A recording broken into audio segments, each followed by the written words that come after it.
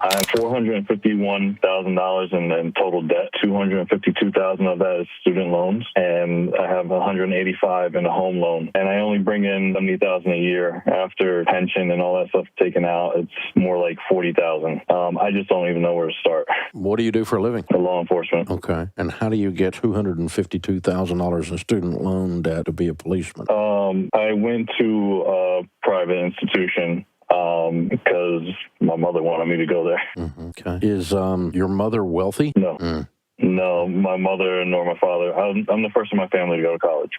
And what is this house worth? The house is worth, I actually just purchased it. I'm not even going to, I purchased it in September, kind of off of a whim. My father passed away in July, and it was the last conversation we had. It was actually across the street from his house, and he really wanted me to get it. So I kind of, jumped in both feet, I guess, to honor him. Well, let's look at this a couple ways. How old are you, 28?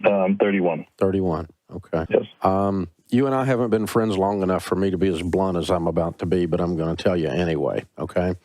I'm going to risk our friendship and just tell you the truth, okay?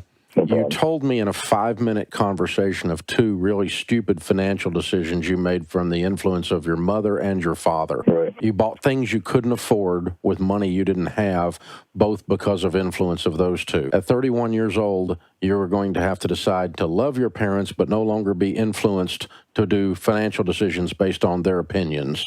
Obviously, your father, God rest his soul, has passed, but even your perceived opinion of what he would have thought. You cannot please these people anymore. They are breaking your butt. You make $70,000 a year and you're so far in debt you can't breathe, dude. Right. Buying a house you can't afford and going to a school you shouldn't have gone to and paid 2 or 3 times as much for an education that most of which you didn't even need to do the job you do. Am I wrong? Right. No. Okay. Not at all. All right. And so, number 1, that influence has to stop. Number 2, you can't afford this house as a single guy making $70,000 a year. You cannot afford a $185,000 house making $70,000 a year as a single guy. So several big issues I've already hit on real hard. Number 1, we can't afford a house. Number 2, you guys, you need to be real careful about pursuing a long-term relationship until you can get on the same page about money.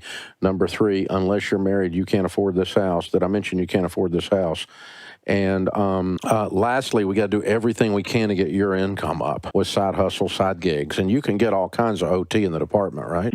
My department, not so much. Okay. I'd have to actually go, and I'd have to go outside of my department. Oh, okay. They allowed you to do side work, though. Yeah. Yeah, and it's good money. Right. Yeah, security is what, $40-$50 an hour, right? Particularly Depending on where you're at, yep. private security, yeah. And you need that money because you're broke. Right. So